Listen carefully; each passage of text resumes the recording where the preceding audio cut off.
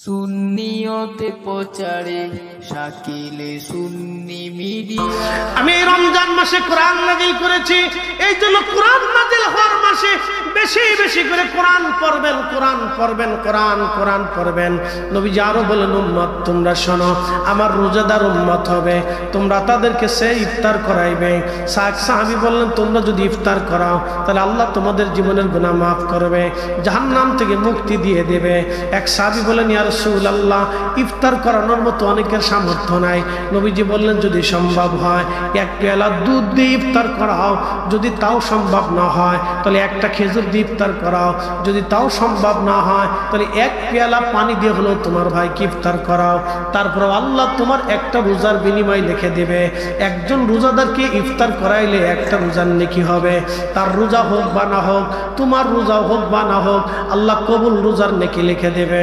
এবং যাকে তুমি ইফতার করাইবা তার নেকিও কম করা হবে না, আবার তোমার নেকিও আল্লাহ কম দেবে না, সমানে সমানে আমার আল্লাহ দিয়ে দেবে। তবে আমার উম্মত তোমরা শুনিয়া নাও, যদি পেট পুরে আমার কোন রোজাদার উম্মতকে তুমি তৃপ্তির সাথে খাওয়াও, তার যদি কলিজা ঠান্ডা করো, তার তৃষ্ণা নিবারণ করে দাও, আমার উম্মত তোমরা শোনো, আমি নবী ওয়াদা করলাম কিয়ামতের ময়দানে আমি তোমাকে ডেকে ডেকে নিয়ে আমি হাউজে কাউসারের পানি পান করায় দেব। আল্লাহু আকবার ওয়ালিল্লাহিল হামদু। বিসমিল্লাহির রাহমানির রাহিম।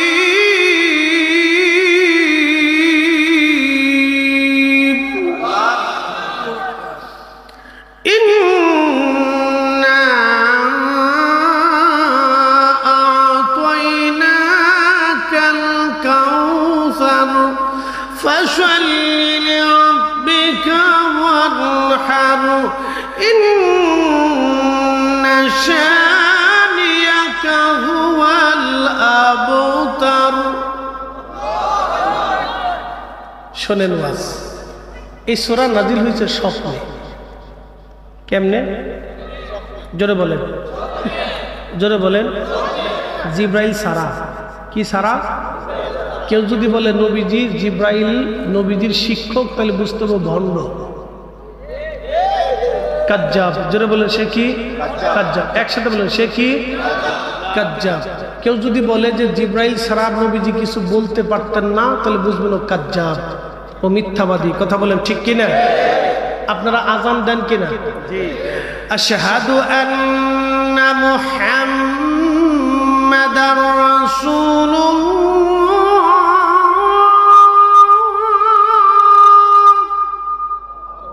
দেন না? কেন দেন?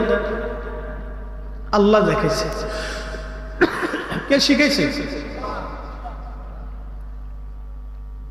আল্লাহ দিয়ে শিখাইছে। এই আজান স্বপ্নে আসছে। একসাথে বলবেন না সুবহানাল্লাহ। আজান কেমনে আইছে? স্বপ্নে। সূরা কাউসার কেমনে আইছে? স্বপ্নে। কেন আসছে?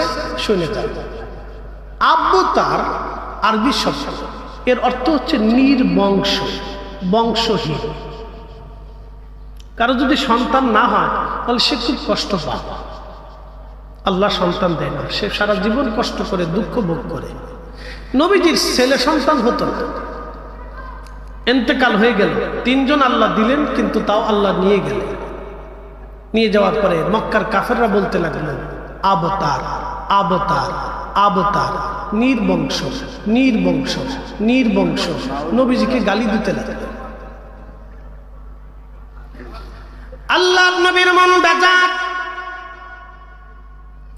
নবীজির মন বেজার, নবীর মন খারাপ, নবীজির কষ্ট। আল্লাহ আমাকে নির্বংশ, আবতার বলে কাফেররা কষ্ট দেয়।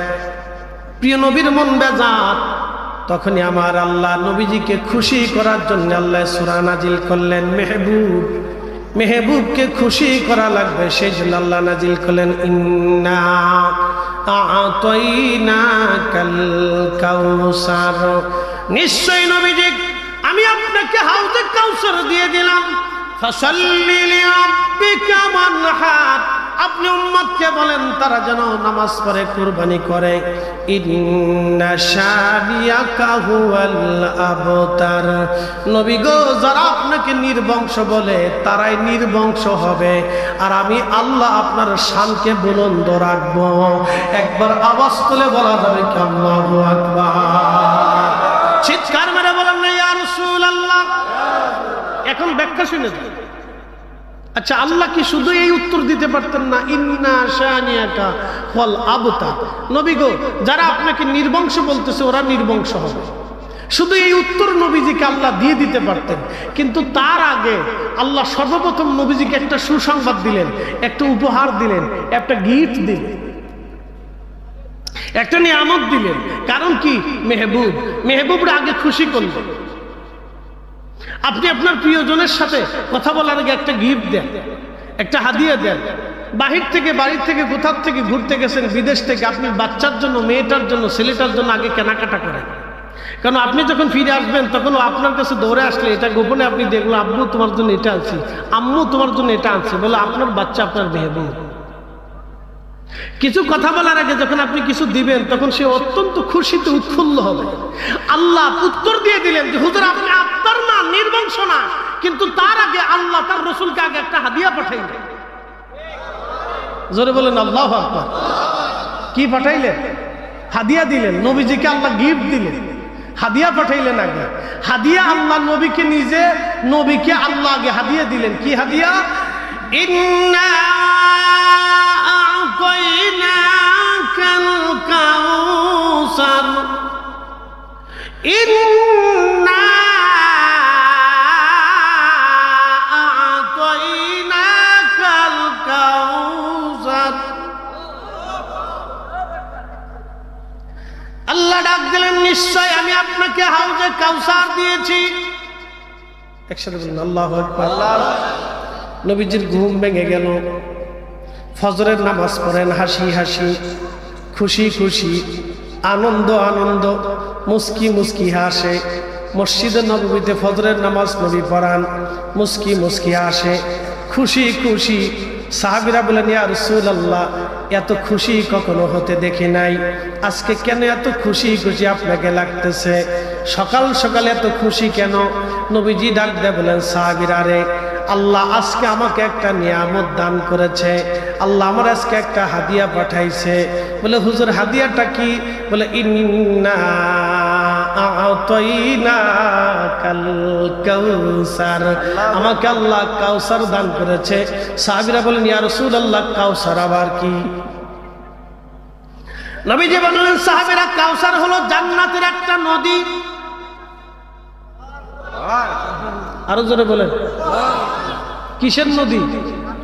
না জোরে বলেন, পরে বলতেছে, আরো আসতেছে। কিসের নদী? জান্নাতের নদী। জান্নাতের একটাই নদী থাকবে। জাযাউহুম ইনদা রাব্বিহিম জান্নাতু আদনিন তাজরি মিন তাহতিহাল আনহারু খালিদিনা ফিহা আবাদা।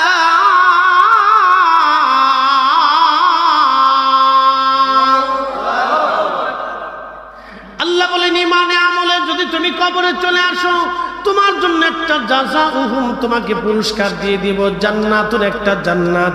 জান্নাতের নিচ দিয়ে নহর প্রবাহিত হবে, চিরদিন চিরদিন ওই নহর প্রবাহিত হবে, ওই নহরের পানি খাবা। নবীজি বলেন, সেই নহরটার নাম হলো হাউজে কাউসার। এই নহরের পানি দুধের চাইতে সাদা হবে, মধুর চাইতে মিষ্টি হবে, আর মিশকাম্বরের চাইতে সুঘ্রাণ হবে। আমি মেরাজের রাত্রিবেলা আমার রব আমার আল্লাহ আমাকে হাউজে কাউসারের পাশে নিয়ে গেলেন, ওই নদীর পাড়ে নিয়ে গেলেন। আমি নদীর পানির মধ্যে হাতায়া হাতায়া, নদীর পানি হাত দিয়ে ধরে ধরে দেখে দেখে আসছি। আল্লাহ আমার কি নদী দিলেন, কি পানি দিলেন, এটা বরকতময় পানি। এরে ওমর, এই নদীর পানির তলদেশটা হবে জমরদ দিয়ে মণিমুক্তা দিয়ে তার তলদেশ গঠন হবে, 2 পাশটা স্বর্ণ দিয়ে বানানো হবে। নদীর পানির পাশে থাকবে পান পাত্র, এই জমররদ মণিমুক্তা দিয়ে পান পাত্র বানানো হবে। চোখ কোনোদিন দেখে নাই, হৃদয় কোনোদিন উপলব্ধি করে নাই। ওই পানি একবার যে পান করবে, আল্লাহর জান্নাতে যাওয়ার আগ পর্যন্ত পানির কথা মনে থাকবে না। এত চমৎকার পানি হবে, ওই পানির বরাদ্দ আল্লাহ আমার হাতে দিয়ে দিয়েছেন। ওটা কিয়ামতের ময়দানে প্রবাহিত হবে। হাউজে কাউসার কিয়ামতের ময়দানে, হাউজে কাউসার ছাড়া আর কোনো পানি থাকবে না। আমি নবী যাকে খুশি তাকে পানি পান করাবো, যাকে ইচ্ছা ডেকে নিয়ে আমি আমার উম্মতরে পানি পান করাবো। আমার উম্মত ওই নদীর পানি আগে পান করবে। আমাকে আল্লাহ সুসংবাদ দিয়েছে, এই নদীর পানি জান্নাতে প্রবাহিত হবে। তার মানে হাসরের ময়দানে ওই পানি পাইতে হলে নবী পাওয়া লাগবে, জান্নাতের ভিতরে পানি পাইতে হলে নবী পাওয়া লাগবে। একসাথে বলেন আল্লাহু আকবার। বেহেশতে গেলেও নবী লাগবে, বেহেশতে গেলেও কাকে লাগবে? জোরে বলেন কাকে লাগবে? হাসরের ময়দানে কাকে লাগবে? হাসরের ময়দানেও নবী লাগবে। বুঝে কবরে যায়, কোন দল কোন জামাত কোন কি করবেন না করবেন এটা আপনি বুঝে যান। কবর আপনার, আপনার কবরে কিন্তু আমরা যাব না। আপনার কবরে আমাকে জিজ্ঞাসিত করা হবে না, আপনার আমার কবরে আপনাকেও জিজ্ঞাসিত করা হবে না। কবর আপনার। হাসরের ময়দানে আপনি দাঁড়াবেন, মিজানের পাল্লায় আপনাকে একা দাঁড়াইতে হবে। ডান হাতে বাম হাতে আমলনামা আপনাকে একা দাঁড়াইতে হবে। ফুলসিরাতের ঘাটে আপনাকে একা দাঁড়াইতে হবে। হাউজে কাউসারের ঘাটে আপনাকে একা যেতে হবে, অন্য কাউকে নিয়ে গিয়ে যেতে পারবেন না। সেই দিন আপনাকে রসুল খুশি করে যেতে হবে। নবী খুশি করতে পারলে এই 4টে স্থানে আপনি নাজাত পাবেন।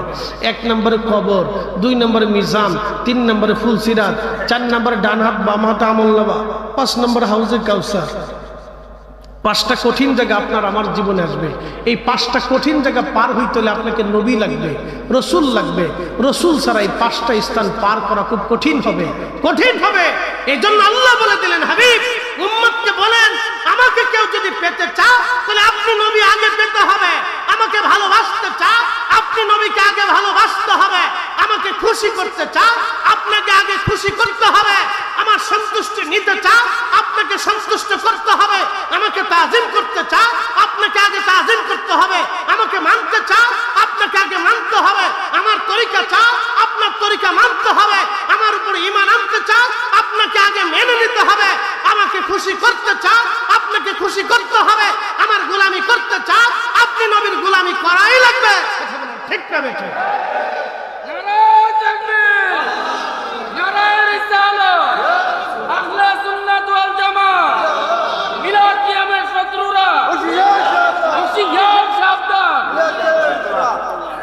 প্রিয় উপস্থিতি আমার খুব মনোযোগ দিবেন। হাউজে কাউসার জান্নাতের ভিতরে প্রবাহিত হবে। শুধু জান্নাত না, হাসরের ময়দানে প্রবাহিত হবে। এখন এই হাউজে কাউসারের পানি কারা পান করবে? আল্লাহ প্রথম বললেন,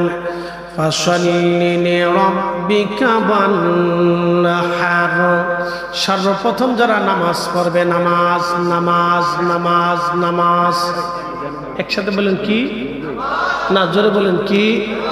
একসাথে বলেন কি? নামাজ নামাজ। قد أفلح المؤمنون الذين هم في صلاتهم خاشعون। রব্বুল আলামিন বললেন, সফল কাম সে মুমিন যে মুমিন সালাতে খুশু খুজু অবলম্বন করে শুধু একমাত্র আল্লাহর জন্য নামাজ পড়ে। আপনি নামাজে দাঁড়ায় গেলেন, আলহামদুলিল্লাহি রাব্বিল আলামিন আর রহমানির রহিম মালিক ইয়াউমিদ্দিন। এখন নামাজ পড়তেছেন, ডান পাশে দাঁড়াইলে একজন মুরব্বী। চিন্তা করলেন, নামাজ যদি সুন্দর মতো না পড়িতে মুরব্বী কি বলবে? আমি মসজিদের ইমাম, আমি খতিব। আমার মসজিদে 4 থেকে 5 হাজার মুসল্লি প্রত্যেক জুমায় হয়। আমার হাউজিং মসজিদ, অনেক আলেম ওলামা হয়। সব ঘরানার লোক আমার মসজিদ আমার পিছনে ইক্তেদা করে। আমি চিন্তা করলাম আমার এত মুসল্লি নামাজ যদি ঢক মতো না পড়ি তো মুসল্লি কি মনে করবে। তখনই আমার নামাজ আর নামাজ হলো না, এই নামাজ শিরকি নামাজি হয়ে গেল। কারণ আমি আল্লাহর ভয়ে নামাজে দাঁড়াই নাই, আমি মুসল্লির ভয়ে নামাজে দাঁড়াইছি। মানুষ বিয়াই বাড়ি গেল, বিয়াই সব চিন্তা করলো বিয়াই আসেন মসজিদে যায় নামাজ পড়ি। বিয়াই চিন্তা করলো যদি মসজিদে না যায় তো বিয়াই কি মনে করবে। বিয়ার ডরে যারা নামাজ পড়লো তারা আল্লাহর ডরে নামাজ পড়ে নাই, মূলত বিয়াইকে ভয় করলো। এই নামাজের মধ্যে শিরিক ঢুকে গেল। সমাজে গেছে বিচার সালিশে, এমন সময় ইমাম সাহেব বললো আসেন জোহরের আজান পড়েছে নামাজ পড়ি। এখন সবাই নামাজে আসলো, কেউ ওখানে নামাজ পড়ে না কিন্তু এখন নামাজে আসছে। কেউ কেউ চিন্তা করলো যদি নামাজ না পড়ি তো সমাজ কি কবে। সমাজের ভয়ে যারা নামাজ পড়লো তারা আল্লাহর ভয়ে নামাজ পড়ে নাই, তাদের নামাজ শিরিকের নামাজ হয়ে গেল।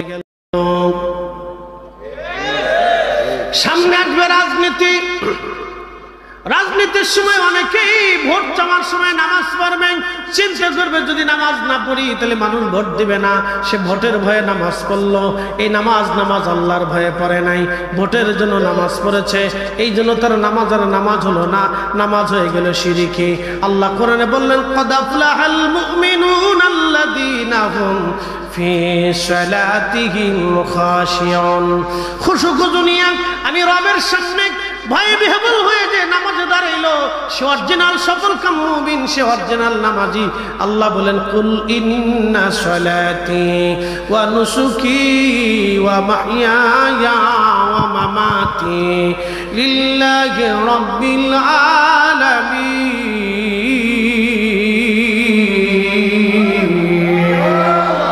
হুজুর আপনি বলে দেন নামাজ আমি আল্লাহর জন্য, নামাজ আমি আল্লাহর জন্য, নামাজ আমি আল্লাহর জন্য।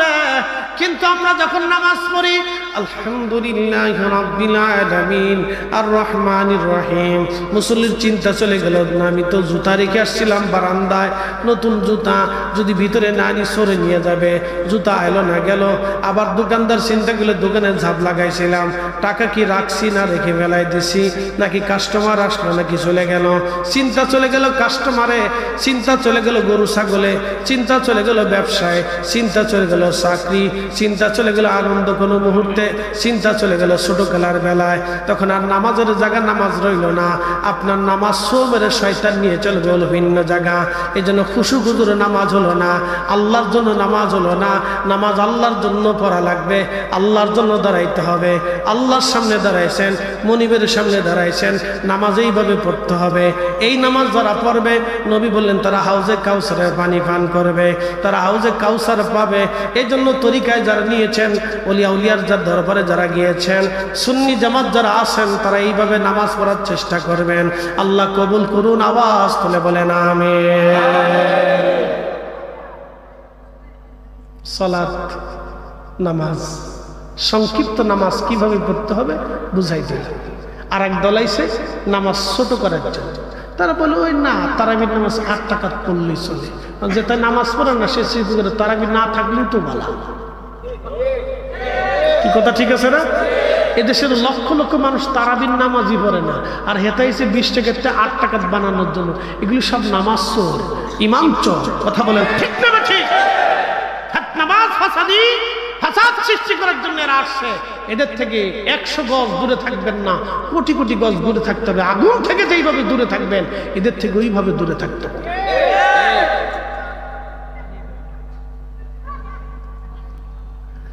এ মুসলমান, এদেশে 8 টাকার তারাবি যদি হতো তাহলে 360 জন আল্লাহর ওলি এদেশে 8 টাকার প্রতিষ্ঠিত করে যাইতো। জোরে বলেন, জোরে বলেন। আমার এত দলিল লাগবে না, আমার দলিল 360 জন আল্লাহর ওলি। তারা ওলি হয়েছে নামাজ পড়ে না নামাজ ছাইড়ে? নামাজ পড়ে ওলি হয়েছে, নামাজ ছাইড়ে দিয়ে ওলি হয় নাই। 360 জন আল্লাহর ওলি দেশে 8 টাকার তারাবি বানাইতো। অতএব তারাবির নামাজ 20 টাকা। ওরা মদিনা থেকে আসছে, অতএব মদিনার নামাজ নিয়েই ওরা বাংলাদেশে ঢুকছে, মদিনার ইসলাম নিয়ে ওরা বাংলাদেশে ঢুকেছে। অতএব ওরা যে ইসলাম দিল সেই ইসলাম এদেশে চলবে।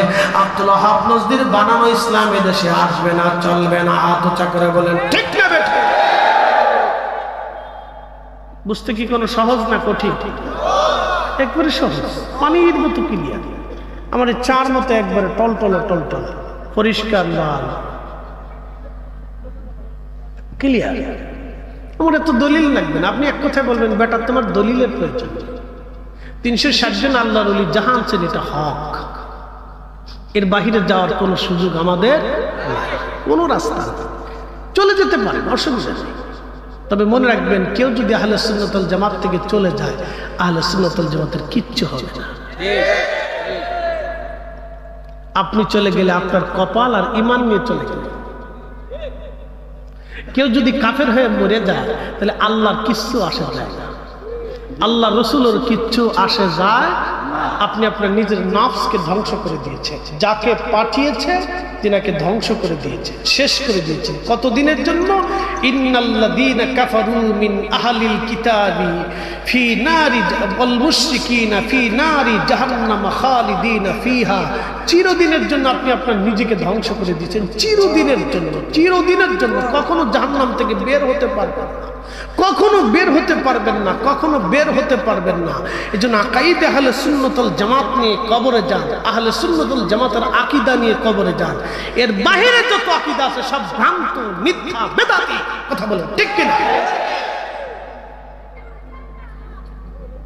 আহলে সুন্নাত ওয়াল জামাতের আকীদা নিয়ে কবরে যান। সুন্নি মুসলমান খুব মনোযোগ দিয়ে কথাগুলি শুনবেন। হাউজে কাউসার পাওয়ার পরে নবীজি খুশি। সাহাবীরা বলেন, হুজুর হাউজে কাউসার কারা পাবে? বলে, আমি আমার উম্মতকে টেনে টেনে হাউজে কাউসারে পানি পান করাবো। বলি, ইয়া রাসূলুল্লাহ, কিয়ামতের ময়দানে কেমনে চিনবেন? আদম থেকে ঈসা রুহুল্লাহ পর্যন্ত 1,24,000 নবী রাসূলের এত উম্মতের ভিড়ে আপনার উম্মত আপনি কেমনে চিনবেন? কোটি কোটি মানুষের ভিড়ে এত উম্মত আপনি কি করে চিনলেন হুজুর? নবীজি বললেন, আমার উম্মত 5 ওয়াক্ত নামাজ পড়বে, 5 বার ওযু করবে। এই ওযুর জায়গাগুলি নূরে চকমক করতে থাকবেন, নূর চমকাইতে থাকবে, নূর চমকাইতে থাকবেন। ওই নূর দেখে দেখে দেখে দেখে, তার মানে এই উম্মতের শরীর দিয়ে নূর চমকাবে, অন্য কোন উম্মতের শরীরে নূর আসবে না। শুধু এই উম্মতের শরীরে ওযুর জায়গাগুলি নূর আসবে। ওই নূর চমকানো দেখে আমি নবীজি আমার উম্মতকে টেনে টেনে নিয়ে হাউজে কাউসারের পানি পান করাই দেব।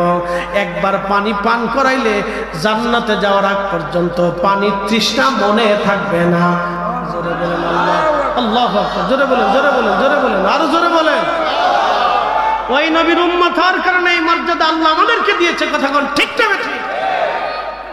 শুধু এই নবীর উম্মত হওয়ার জন্য। কিন্তু এই উম্মত মসজিদে জুতা চুরি করে, সুদ খায়, ঘুষ খায়, অন্যের ক্ষতি করে, অন্যের মাথায় বাড়ি দেয়, বগিজগি করে। কথা কর না ঠিক কিনা? তেলের গাড়ি তেলে চলে,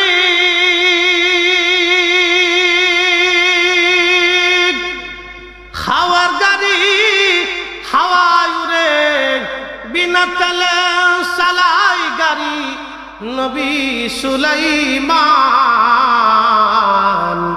আমরা সেই মুসলমান, আমরা সেই মুসলমান।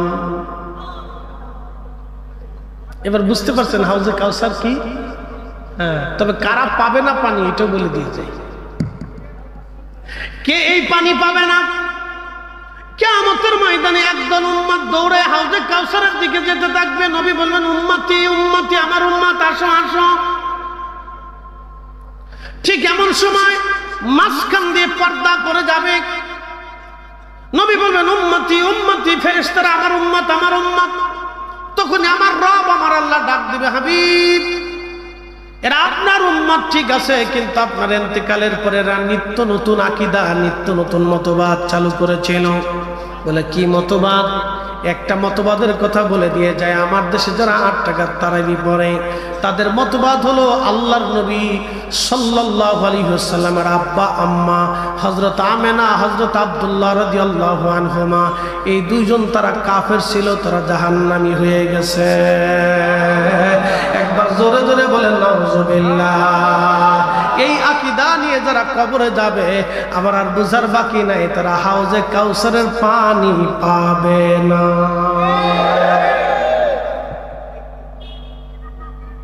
শেষ।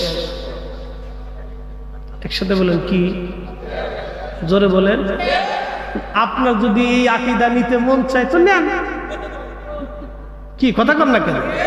আপনার যদি এই দলের সাহায্য করতে মন চায় তো করেন, করলে আমাদের কি আসে যায়? কবর পর্যন্ত, এরপরে তোর যাওয়ার সুযোগ নাই, বেশি দিন না, দম ফুরাইলেই ঠুস, এর উপরে আর যেতে পারবেন না। তো কবরে তো যেতেই হবে। কবরে যাই আর তিনটা প্রশ্নের একটা প্রশ্ন নবীকে দেখায় বলাবো, মা কুনতা তাকুলু ফি হাক্কি হাদার রাজুল। ওই জায়গায় যায় দেখবেন আমার নবী। কি কথা কর না কেন? মানে আপনার যদি ওই আকীদা নিতে মন চায় তো নেন, অসুবিধা নেই। কবরের পরে যাওয়ার তো কোনো সুযোগ নাই, যাবেন, অসুবিধা নেই। আমরা কিচ্ছু কইতাম না, কোনো অসুবিধা নেই। আপনার সাথে ঝগড়া করবো না তো ভাই, আমার ঝগড়ার দরকার নাই। তো কবরে রসুলের সাথে দেখা হবে, তা হাসরের ময়দানে হাউজে কাউসারে নবী দেখা হবে, হাসরের ময়দানে মিজানের পাল্লায় রসুল দেখা হবে, হাসরের ময়দানে ডান হাত বাম হাত এখানে নবী দেখা হবে, হাসরের ময়দানে ফুলসিরাতের ঘাটে এখানে নবী দেখা হবে। আমি বলি নেই, আল্লাহর নবী নিজে বলেছেন। তিরমিজি বাবুস সাফার ভিতরে খাদিম রসুল হযরত আনাসকে বলছে, আনাস তোমাকে আমি ওয়াদা করে গেলাম, তোমাকে নিয়ে বেহেশতে যাব, কিন্তু তিনটা জায়গায় তুমি আমাকে তালাশ করবা, তিন জায়গায় তুমি আমাকে পাবা, অন্য কোথাও তুমি আমাকে পাবা না, তিনটে স্থানেই পাবা। এই তিন স্থানে থেকে আমার উম্মতকে পাহারা দিয়ে আমি বেহেশতে নিয়ে যাব। এখন কিয়ামতের ময়দানে আল্লাহর নবী যদি জিজ্ঞেস করে, উম্মত হাউজে কাউসারের পানি চাইতে আসছে, লজ্জা করে না? দুনিয়াতে আমার আব্বা আম্মা যাদের পবিত্র নসল দিয়ে আমি পৃথিবীতে এসেছিলাম, যার পবিত্র রেহেমের ভিতরে আমি ছিলাম, যার পবিত্র মাধ্যম দিয়ে আল্লাহ আমাকে দুনিয়াতে এনেছিল, তুমি কি কোরআনে পড়ো না, ইন্নামাল মুশরিকুনা নাজাসুন, প্রত্যেক মুশরিকরা নাপাক। আল্লাহ কি করে আমাকে নাপাক দিয়ে দুনিয়াতে আনলো বলো? তুমি আমার আব্বা আম্মাকে সেই দিন নাপাক বলেছিলা, কাফের বলেছিলা, তাদেরকে বলেছিল তারা মূর্তির সামনে, প্রতিমার সামনে মাথা নত করেছিল, এক আল্লাহতে বিশ্বাসী ছিল না। তুমি কি করে বলছো? কোন দলিলে বলছো? কে বলেছে তোমাকে? আমার আব্বা আম্মার মাধ্যম দিয়ে আমাকে পৃথিবীতে আল্লাহ নিয়েছে। তোমার সাহস কি করে হলো দুনিয়া থেকে তুমি আমার আব্বা আম্মার বিরুদ্ধে ফতোয়া মুখ জারি করে আজকে আমার সামনে হাউজে কাউসারের পানি খাইতেছো? তো লজ্জা করে না? সুলতান সুলতান দূর হয়ে যা, লিমান গায়রা বাদি বেদাতের দল, বেদাতের দল জাহান্নামের দল, দূর হয়ে যা, দূর হয়ে যা। আল্লাহ নবী তখন দাঁড়িয়ে বলবে, দূর হ, দূর হ, দূর হ, আমার সামনে আসবি না, আমার সামনে আসবি না। একসাথে বলা যাবে আল্লাহু আকবার। সহিহ মুসলিমের হাদিস। আর আপনার যদি মন চায় তো দল নেবে, নিয়ে যান, অসুবিধা নেই। আপনার সাথে তো আমি ঝগড়া করতে যাবো, দরকার নেই, যান, অসুবিধা নেই, চলে যান। সুবিধা আছে, 8 টাকার তারাবি পড়তে হবে, যান, অসুবিধা নেই। হাত্তা যুরতুল মাকাবির, প্রিয় ভাই আমার, কবর পর্যন্ত সময়, এরপরে আর কোনো সময় নেই। কবর পর্যন্ত সময়, এরপরে যাওয়ার সুযোগ নাই, যেতে পারে না, পৃথিবীর কেউ পারে না, কেউ পারে না, কবর পর্যন্ত, এরপরে যাওয়ার আর সুযোগ নাই। প্রিয় বন্ধু, বুঝে দুনিয়ার থেকে দল করেন, বুঝে দুনিয়ার থেকে মত নিয়ে, বুঝে দুনিয়াতে কাউকে মহাব্বত করেন, বুঝে সুঝে করেন। বুঝে সুঝে না করলে মহা বিপদ আছে, বুঝে সুঝে করেন। প্রিয় উপস্থিতি হাজিরিন, আর একজনকে আল্লাহ হাউজে কাউসারের পানি নবীজি পান করাবে। প্রশ্ন করবেন তারা কারা, বলে দিয়ে যায় শাবানের শেষ। নবীজি জবাব বসিয়া সাহাবা একরামকে নসিহত করলেন, সাহাবীরা শাবান শেষ হয়ে যাচ্ছে, মাহে রমজান সামনে আসতেছে, তোমাদের জন্য এমন একটা মাস আসতেছে যেই মাসে একটা ফরজ করলে অন্য মাসের 70টা ফরজের সমান সওয়াব হবে, যেই মাসে একটা নফল করলে অন্য মাসে একটা ফরজের সমান নেকি হবে।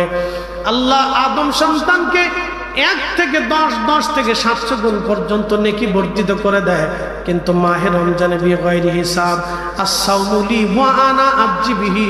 নবীজি বললেন, আল্লাহ বলেছেন রমজান আমার জন্যই তারা রোজা রাখে, প্রতিদান আমি আল্লাহ নিজে তাদেরকে দিয়ে দেব। কত পরিমাণে দিব আমি আল্লাহ ছাড়া কেউ জানে না। সাহাবীরা, এই মাসে একটা রাত আছে লাইলাতুল কদর, যে এক রাত চেয়ে ইবাদত করলে 1000 মাসের চেয়ে দামি। সাহাবীরা, এই মাসে যদি তোমরা তোমাদের অধীনস্থ কর্মচারী চাকর এদের কাজকে তোমরা যদি হালকা করে দাও, আমার রব আমার আল্লাহ তোমাকে জাহান্নাম থেকে বাঁচিয়ে দেবে। সাহাবীরা এই মাসে বেশি বেশি নেক করো, বেশি বেশি ইস্তেগফার করো, বেশি বেশি ক্ষমা চাও, বেশি বেশি দোয়া করো, বেশি বেশি কোরআন তেলাওয়াত করো, কারণ এই মাসে কোরআন আল্লাহ নাজিল করলেন, ইন্না আনসালনাহু ফি লাইলাতিল কদর, নিশ্চয় আমি কোরআনকে এই মাসে নাজিল করেছি, কদরের রাত্রি বেলা নাজিল করেছি। শাহরু রমাদানাল্লাযী উনসিলা ফীহিল কুরআন, আমি রমজান মাসে কোরআন নাজিল করেছি। এই জন্য কোরআন নাজিল হওয়ার মাসে বেশি বেশি করে কোরআন পড়বেন, কোরআন পড়বেন, কোরআন পড়বেন। নবীজি আরো বলেন, উম্মত তোমরা শোনো, আমার রোজাদার উম্মত হবে, তোমরা তাদেরকে সে ইফতার করাইবে। সাহাবী বললেন, তোমরা যদি ইফতার করাও তাহলে আল্লাহ তোমাদের জীবনের গুনাহ মাফ করবে, জাহান্নাম থেকে মুক্তি দিয়ে দেবে। এক সাহাবী বলেন, ইয়া রাসূলুল্লাহ, ইফতার করানোর মতো অনেকের সামর্থ্য নাই। নবীজি বললেন, যদি সম্ভব হয় এক পেয়ালা দুধ দিয়ে ইফতার করাও, যদি তাও সম্ভব না হয় তাহলে একটা খেজুর দিয়ে ইফতার করাও, যদি তাও সম্ভব না হয় তাহলে এক পেয়ালা পানি দিয়ে হলেও তোমার ভাইকে ইফতার করাও। তারপর আল্লাহ তোমার একটা রোজার বিনিময় লিখে দেবে। একজন রোজাদারকে ইফতার করাইলে একটা রোজার নেকি হবে, তার রোজা হোক বা না হোক, তোমার রোজা হোক বা না হোক, আল্লাহ কবুল রোজার নেকি লিখে দেবে। এবং যাকে তুমি ইফতার করাইবা তার নেকিও কম করা হবে না, আবার তোমার নেকিও আল্লাহ কম দেবে না, সমানে সমানে আমার আল্লাহ দিয়ে দেবে। তবে আমার উম্মত তোমরা শুনিয়া নাও, যদি পেট পুরে আমার কোন রোজাদার উম্মতকে তুমি তৃপ্তির সাথে খাওয়াও, তার যদি কলিজা ঠান্ডা করো, তার তৃষ্ণা নিবারণ করে দাও, আমার উম্মত তোমরা শোনো, আমি নবী ওয়াদা করলাম কিয়ামতের ময়দানে আমি তোমাকে ডেকে ডেকে নিয়ে আমি হাউজে কাউসারের পানি পান করাইয়া দেব। না না আরো জোরে বলেন, না না আরো জোরে বলেন, চিৎকার মেরে বলেন আরো জোরে। তাহলে ইফতার হবে কি হবে না? খাওয়াবেন কি খাওয়াবেন না? এই দেশে ৬৮,০০০ গ্রাম আছে, ৬৮,০০০ গ্রামে বাংলাদেশে অন্তত লক্ষ লক্ষ লক্ষ লক্ষ ধনী আছে, আছে না নাই? অনেক ধনীরা মাহে রমজানে চলে যায় মক্কা মদিনায়, বলে কেন যায়? আল্লাহ পাওয়ার জন্য। তারা মক্কা মদিনায় যায় আল্লাহ পাওয়ার জন্য, ইতিকাফ করে, নামাজ পড়ে, রোজা করে, জিকির করে, ভালো কাজ উত্তম, যাবেন, অসুবিধা নাই, নিয়ত ভালো, কাজও সুন্দর। কিন্তু আবার আমার দেশে অনেক ধনীরা আছে, তারা জাকাত দেয় কি জানেননি? একবারে রমজান মাস আসার আগে তারা জাকাত দেয়। এই ১৫০ টাকার লুঙ্গি, ২০০ টাকার পাঞ্জাবি, ৩০০ টাকার থ্রি পিস, এইগুলি আনার পরে ১৫০ টাকার লুঙ্গি পুরিয়া আল্লাহর বান্দা যখন ১ মাস করার পরে একবার কাজে বসছে, নিচ থেকে আস্তে করে ছিঁড়ে ফেরে চলে গেছে, লজ্জা পেয়ে গেল আল্লাহর বান্দা। ১৫০ টাকার লুঙ্গি আনার জন্য গেল, তখনও লজ্জা, কাজের সময় হঠাৎ করে ছিঁড়ে ফেরে গেল, সেটাও একটা লজ্জা। এইগুলি হলো জাকাত নামের বাহানা। এইভাবে জাকাত হয় না। নবীজি বললেন, তুমি যেই কাপড় পছন্দ করো তোমার ভাইকে সেই কাপড় দিতে হবে, তুমি যেটা খাও তোমার ভাইকে সেটা খাওয়াইতে হবে, তুমি যেটা পরনে পরো তোমার ভাইকে সেটা পরাইতে হবে। জাকাত নামের বাহানা, জাকাত নামের এই যে জাকাতের লুঙ্গি, নিম্ন দামের কাপড় যারা দেয়, এগুলি হলো আল্লাহর সাথে তাল বেটাল করা, তাল বাহানা করা। এইভাবে জাকাত আদায় হয় না। কথা জাকাত আদায় হয় না। প্রিয় মুসলমান, খুব মনোযোগ দিয়ে শুনিয়া যান। বাংলাদেশের লক্ষ লক্ষ ধনী, লক্ষ লক্ষ ধনী লাগবে না, ৬৮,০০০ গ্রামে ৬৮,০০০ ধনী যদি বলে, আমরা ৬৮,০০০ গ্রামে, এই ৬৮,০০০ জন ধনী, আমরা সবাই ৬৮,০০০ গ্রামের যত গরিব মানুষ আছে, আমরা মাহে রমজানে তাদের বাড়ি খাবার পাঠাবো। পারে কি পারে না? যদি গরিব মানুষের বাড়ি খাবার আসে মাহে রমজানে, অন্তত রমজানটা তারা তৃপ্তির সাথে রোজা রাখতে পারে, ইফতার করতে পারে। কিন্তু ৬৮,০০০ ধনী না, বাংলাদেশে ৬৮ লক্ষ ধনী আছে, কিন্তু কেউ এই কাজে আসবে না। তারা নেকি পাওয়ার জন্য মক্কা মদিনায় যাবে, কিন্তু তার ভাইয়ের ঘরের মধ্যে যে মক্কা মদিনা আছে এটা খুঁজে না। আরে উম্মত না খেয়ে পড়ে আসে, আর প্রতিবেশী চলে গেল নবীর রওজার পাশে। আল্লাহর নবী ডাক দেয়, উম্মত তুমি আমার রওজার পাশে এসে আমাকে সালাম দিলা, অথচ আমি নবী নিজে না খেয়ে আমার উম্মতকে খাওয়াইছি। আমি নবী নিজে না ঘুমাই আমার উম্মতকে ঘুম পাড়িয়েছি।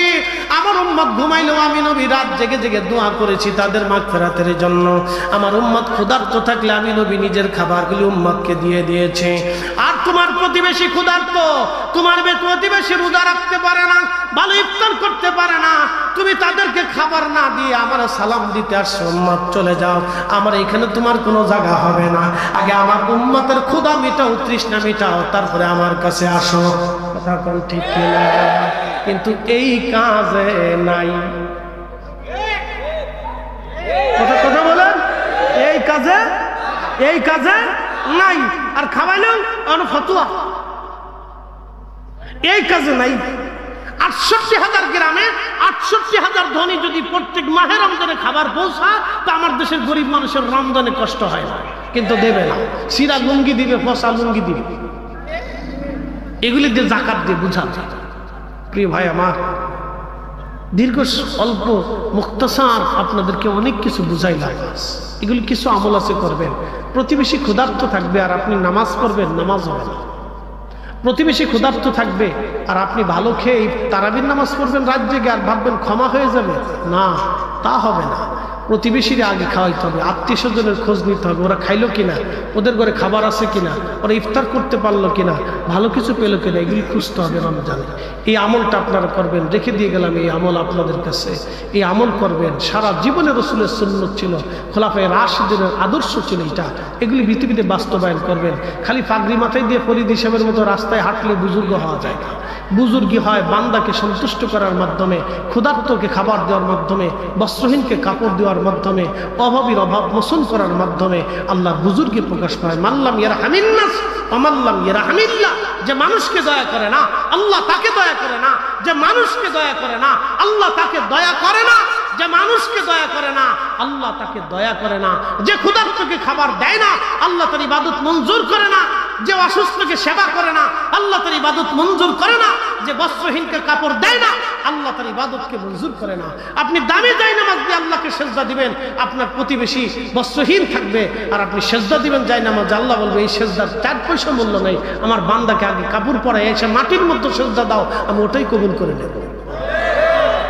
জোরে বলেন ঠিক কিনা? এই কাজে নেই, এই কাজে নেই, আসল কাজে নেই, শুধু নকলটা নিয়ে পড়ে আছে, আসল কাজে নেই। লক্ষ লক্ষ গরিব আমাদের দেশের প্রত্যেক মাহে রমজানে কষ্ট করে ইফতার করে। আমার দেশে এরকম মধ্যবিত্ত আছে যারা বলতেও পারে না, সইতেও পারে না, কিন্তু ঘরে বাজার নাই, আছে না ভাই? এই জন্য যারা ধনী আছে, পয়সাওয়ালা আছে, আত্মীয় স্বজনের খোঁজ নেবেন, প্রতিবেশীর খোঁজ নেবেন, রমজান আসলে খোঁজ নেবেন, তোমাদের ঘরে কি খাবার আছে, কি ইফতার করলে আজকে বলো, কি আছে না আছে বলো, খোঁজ নেবেন, খাওয়াবেন। তো ঈদ উত্তম, মানুষকে খাওয়াও। সাইয়েদনা ইব্রাহিম আলাইহিস সালামের মেহমানখানা এখনো সে চালু আছে, সারা জীবন খাওয়াই গেছে। আল্লাহর নবীর মেহমানখানা ছিল মসজিদে নববী। সাহাবে کرام খেজুর কেটে এনে খুঁটির সাথে ঝুলিয়ে রাখতেন, সাহাবে کرام এসে এসে পেরে পেরে খেজুর খাইত। সাহাবীরা বাড়িতে কোনো কিছু রান্না হলে রসুলের দরবারে নিয়ে আসতেন, নবীজি গরিব সাহাবীদেরকে ডেকে এনে খাবার বন্টন করে দিতেন। আর আজকে আমরা মিলাদের নামে দাওয়াত করে তাবারক খাওয়াইলে একদল নাক শিক্ষা বেকার, সে সব জিলাপির পাগল, সিন্নির পাগল। কি কথা কর না কেন? আমরা খাওয়াইলে তার শরীর জ্বলে কেন, তোমার শরীর জ্বলে কেন? হ্যাঁ, তো এই উত্তম নবী বললেন তোমরা খাওয়াও মানুষকে। 2 কাজে মানুষের সাথে সুসম্পর্ক বাড়ে, 1 নম্বর সালাম, 2 নম্বরে খাবার। 1 নম্বর সালাম, 2 নম্বরে খাবার। আপনি আপনার প্রতিবেশীদেরকে খাবার দিবেন, খাদ্য খাওয়াবেন, প্রতিবেশীরা আপনার সাথে সৌহার্দ্যপূর্ণ আচরণ করবে। দেখবেন আপনি যাকে খাওয়াইছেন একবার হলেও সে চিন্তা করবে, সে আমার বাড়ি খাবার পাঠাইতো, আমি তার সাথে কেমনে ঝগড়া করি। কথা ঠিক আছে না ভাই? মানুষ তো কৃতজ্ঞতা বোধ একদিন না একদিন জাগ্রত হয়তো, হয় না ভাই? আপনার প্রতিবেশীর যদি আপনি খাওয়ান, সে চিন্তা করবে, আরে আমি তোর বাড়ি খাইছি, তাহলে ওর সাথে কেন ঝগড়া করব? তখন তার দিন নরম হবে, মহাব্বত বাড়ে। এই খাদ্য খাওয়ানোর মাধ্যমে মহাব্বত বাড়ে। এই জন্য ঘরে ঘরে মিলাদের কথা বলছি, কোনো বেদাত নাই। বেদাতের ফতোয়া যে দিবে তার দাওয়াত দিবেন না, শেষ। কি কথা কর না কেন? বেদাতের যে ফতোয়া দিবে তার দাওয়াতের দরকার তার আমার প্রয়োজন নাই। তো তোমার বেদাত নিয়ে তুমি শুয়ে থাকো, আমার দাঁত নিয়ে আমি পড়ে থাকি। কি কথা ঠিক আছে না ভাই? আমি ঝগড়াও করবো না, কিন্তু মিলাদও করবো। আল্লাহু আকবার না, যে মানবে না তাহলে তো আপনি জোর করে মানাইতে পারবেন না ভাই। ভাই ইশকে রাসূল তো দলিল দিয়ে হয় না। ইশকে রাসূল কলিজার ভিতর থেকে আল্লাহ দয়া করে যারা ঢেলে দেয় তার কলিজাতে ইশকে রাসূল আসে। কথা কোন ঠিক কি না? এটা আল্লাহ যাকে ঢেলে দেয় তার ভিতরে আসে। সাহাবায়ে কেরাম কোনো কিছু নবীকে জিজ্ঞেস করার আগে বলতেন, ইয়া রাসূলুল্লাহ, আমার পিতা মাতা আপনার কদমে কুরবানি হোক।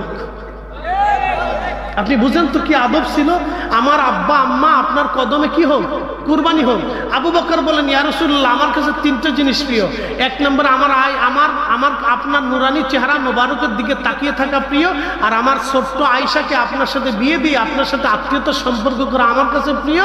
তিন নম্বর, ইয়া রাসূলুল্লাহ, আমার জান মাল সহায় সম্পদ আপনার কদমে কুরবানি করা আমার কাছে প্রিয়। কে আবু বকর কি আল্লাহ চিনতেন না যে রসুলের কদমে কুরবানি দিলেন? ওনারা জানতেন যে নবীর কদমে কুরবানি হইলে আল্লাহর কদমে কুরবানি হয়ে যায়। তখন ঠিক কি না? হ্যাঁ, এগুলো বুঝে তারপরে কবরে যাবে, বুঝে কবরে যাবে। প্রিয় উপস্থিতি, এগুলি সহজ জিনিস, সবার এসকে কলিজাতে আসে না। প্রিয় ভাই আমার, সময়ের স্বল্পতা, মাস্টার সাহেব দাওয়াত দিয়েছেন খুব মহব্বত করে, আপনারাও আসছেন মহব্বত নিয়ে। আমি অল্প সময় অনেক কথা সেরে ফেলছি। আর একটা শেষ আকীদা বলি, আপনাদেরকে বলে দিয়ে যায়। ১৬ লক্ষ সাহাবী। কত লক্ষ সাহাবী? ১৬ লক্ষ সাহাবীর আকীদা ছিল। আল্লাহর নবী কোনো কিছু জিজ্ঞেস করলে বলতেন, ইয়া রাসূল, নবীজি বলতেন, সাহাবীরা হাসর কি জানো, কবর কি জানো, এই সাপ কোথায় যায় ডুবে জানো, সূর্য কোথায় যায় জানো, অতীতে কি হয়েছিল জানো, কবরে কি হয় জানো, হাসরে কি হবে জানো। কোনো প্রশ্ন সাহাবীরা কোনো বিষয়ে, অতীতে বর্তমানে ভবিষ্যতে কোনো বিষয়ে নবীজি সাহাবায়ে কেরামকে প্রশ্ন করলে সাহাবীরা জবাব দিতেন, আল্লাহু ওয়া রাসূলুহু আলাম। আল্লাহ জানে, নবী জানে, আল্লাহ জানে, নবী জানে, আল্লাহ জানে, নবী জানে। জোরে বলেন কে জানে? জোরে বলেন কে জানে? আল্লাহ জানে, নবী জানে। জোরে বলেন আল্লাহ জানে, নবী জানে। জোরে বলেন আল্লাহ জানে, নবী জানে। কয়জন সাহাবী বলছে? ১৬ লক্ষ সাহাবী বলছে আল্লাহ জানে, নবী জানে। আমরা সুন্নিরা বিশ্বাস করি আল্লাহ জানে, নবী জানে। এখন শিরিকের ফতোয়া দিলে আগে সাহাবীরা দাও, বেদাতের ফতোয়া দিলে আগে সাহাবীরা দাও, তারপরে আমরা পাবো। সাহাবীরা যেইভাবে মানছে আমরা ওইভাবেই মানি। বেদাতি হলেও বেদাতি, সুন্নতি হলেও সুন্নতি, শিরিকি হলেও শিরিকি। সাহাবীরা যেইভাবে বলছে আমরা ওইভাবেই বলি। আল্লাহ জানে, নবী জানে। একসাথে বলেন আল্লাহু আকবার। কে জানে? জোরে বলেন কে জানে? আল্লাহ জানে, নবী জানে। আল্লাহ জানে, নবী জানে। বাস এক কথা শেষ। ১৬ লক্ষ সাহাবী বলছে। মানে আপনার ভালো লাগলে মানেন, না লাগলে চলে যান, অসুবিধা নেই। আপনার কবর আপনার, হাসর আপনার, ওগুলো নিয়ে ঝগড়া করার সময় আমাদের নাই। তো মানলে মানেন, না মানলে না মানেন, অসুবিধা নেই।